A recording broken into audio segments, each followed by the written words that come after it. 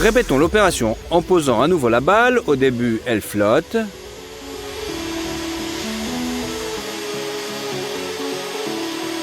Puis la déformation commence.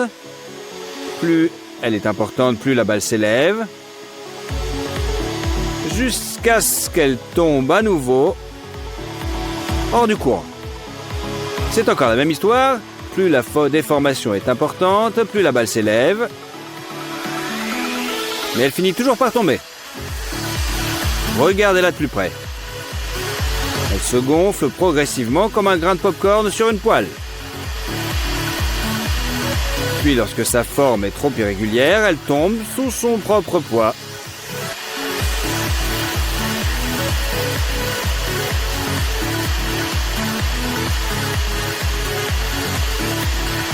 Et maintenant, pour répéter les résultats du premier essai pendant que la boule fume, éloignez le sèche-cheveux et en une fraction de seconde, une colonne de flammes efface toute trace de la boule.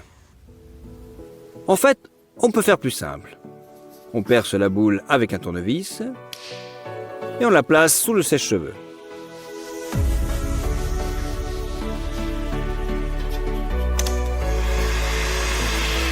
Elle commence à fondre.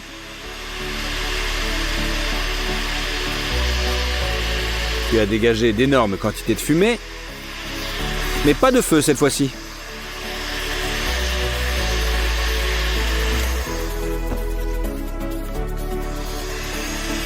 Essayons à nouveau. Dirigeons le sèche-cheveux perpendiculairement au tournevis et le processus s'accélère. D'abord elle fond, puis beaucoup de fumée. Et enfin du feu. Et oui, ces balles sont beaucoup plus dangereuses que vous ne le pensiez. Fixez une allumette dans un étau et pointez un sèche-cheveux de chantier sur le dessus. Elle s'enflamme et s'éteint tout aussi rapidement. Si l'on serre toutes les allumettes de la boîte, les allumettes s'enflamment directement en une seconde. Voici une prise de vue au ralenti. Vous pouvez voir que le feu se propage à travers toutes les allumettes très rapidement. Regardez encore, un deuxième éclair, puis elles s'éteignent. Essayons de chauffer une boîte entière. Nous approchons le sèche-cheveux. Rien ne semble se passer, mais la boîte commence à s'obscurcir et un éclair de feu apparaît à l'intérieur. C'est que toutes les allumettes ont brûlé. Ouvrons la boîte et assurons-nous qu'aucune d'entre elles n'ait survécu.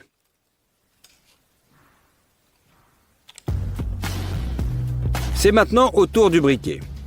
On va mettre un sèche-cheveux et voir ce qui va se passer. Tout est calme et en une seconde, un coup de feu retentit. Regardez maintenant au ralenti. Le plastique fond, le gaz jaillit et le briquet est projeté au loin. Même résultat à chaque fois. Essayons de le serrer dans un étau cette fois. Nous chauffons le briquet.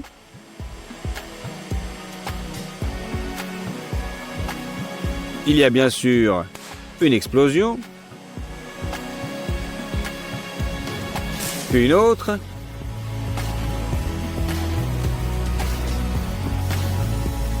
Mais le gaz finit par s'évaporer du briquet.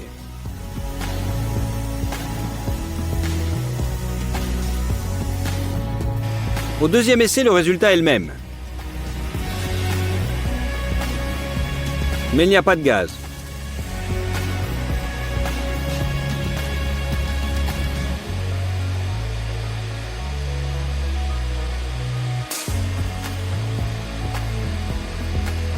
Voilà, tout le gaz est sorti.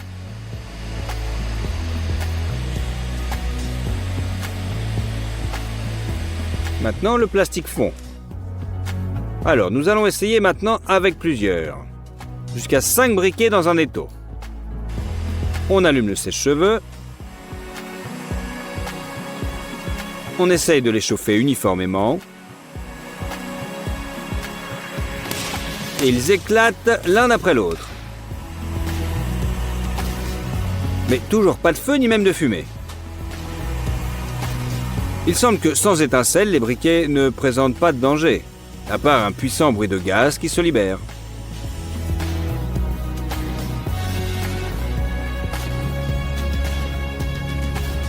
Prenons un rouleau de papier toilette.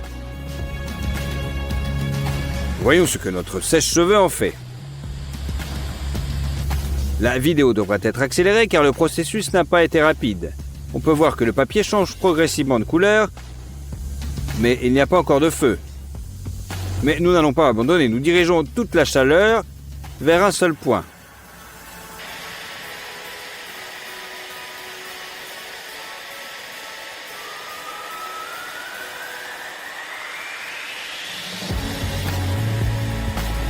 Au bout de 4 minutes, il y a de la fumée, ce qui signifie qu'il y aura du feu. Enfin, le papier brûle. Il brûlera longtemps. Voyez comme il rétrécit progressivement au fur et à mesure qu'il brûle couche après couche.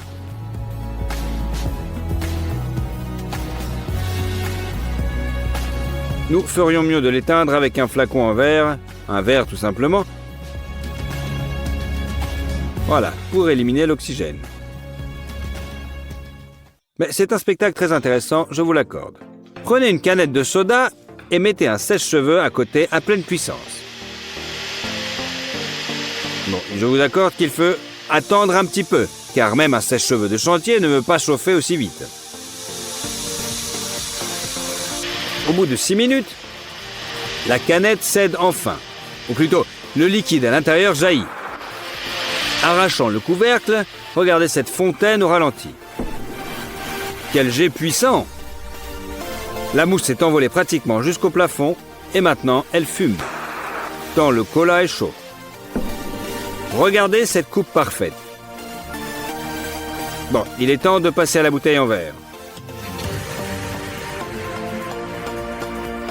Installez le sèche-cheveux et regardez.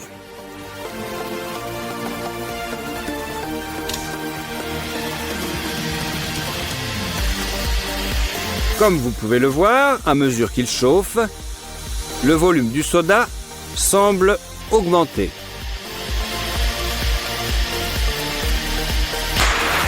Au bout de 8 minutes et demie, nous obtenons enfin le résultat, une énorme fontaine de cola jaillit de la bouteille faisant sauter le bouchon.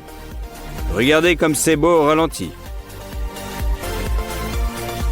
La mousse frappe le plafond et se répand dans tout le studio. La fontaine s'est avérée vraiment énorme. Puis elle s'est transformée en une pluie de coca. Eh oui, regardez. Il reste vraiment peu dans la bouteille. Presque tout le cola a été libéré après avoir été chauffé. Eh oui, chargeur. Nous le chargeons et choisissons la première cible. Aujourd'hui, sous forme d'un Kinder Surprise. Un tir.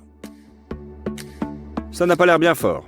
La feuille d'aluminium s'est froissée et a laissé un cratère sur l'œuf. Essayons. Dans la feuille d'aluminium, rien ne change. Le même cratère est laissé.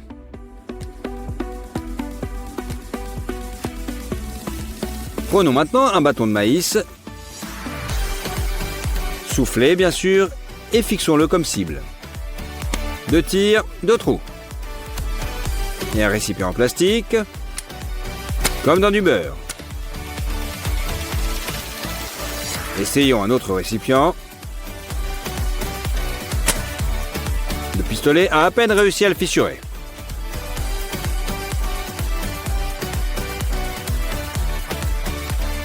Trouvons maintenant une carte de visite. Pas de problème. Maintenant une carte en plastique.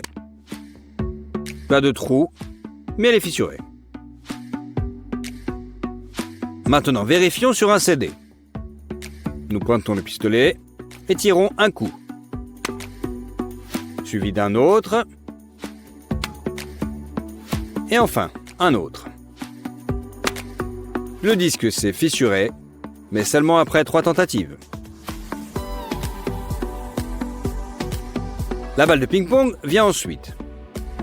On la serre dans un étau et on recharge notre pistolet.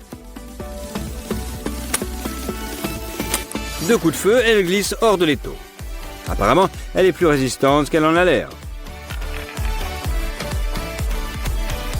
Si on mettait une noix à la place, nous tirons de près et elle pénètre immédiatement dans la coquille. Que pensez-vous de notre façon d'éplucher les noix? Il nous faut maintenant du sable cinétique. Faites une petite tour stable.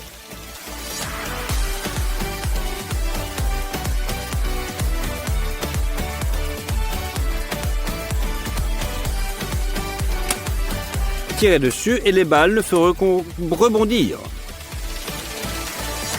Rendons la couche de sable un peu plus fine. Au moins les balles resteront coincées dans le sable pendant que notre tour s'effondrera doucement.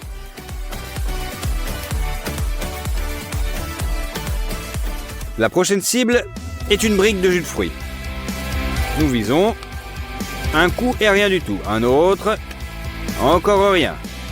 Mais à la troisième fois, nous perçons le Tetra Pak et le jus commence à s'écouler. On dirait que la brique a pris un sacré coup. Que se passe-t-il maintenant avec une boîte de mousse à raser? Tirons de près pour plus de force, des petits impacts restent, continuons. Nous avons tiré un chargeur entier, mais à part des petites bosses, pas de résultat. Regardez. Il est temps d'agrandir la cible. Placez la pastèque sur une souche et pointez le pistolet vers elle. Commencez à tirer, les balles s'enfoncent dans l'écorce et s'y coincent même. Il faut continuer à tirer. Nous sommes sur la bonne voie, je pense que nous pouvons voir la pulpe. Nous enlevons les balles coincées et il semble que nous ayons réussi à pénétrer dans l'écorce. Il y a même du jus qui s'en échappe. Mais il a fallu tirer quand même pas mal de fois. Maintenant, allumons une bougie avec une allumette et essayons d'éteindre le feu avec un coup de feu. L'essentiel est de viser. Bam, la bougie s'éteint.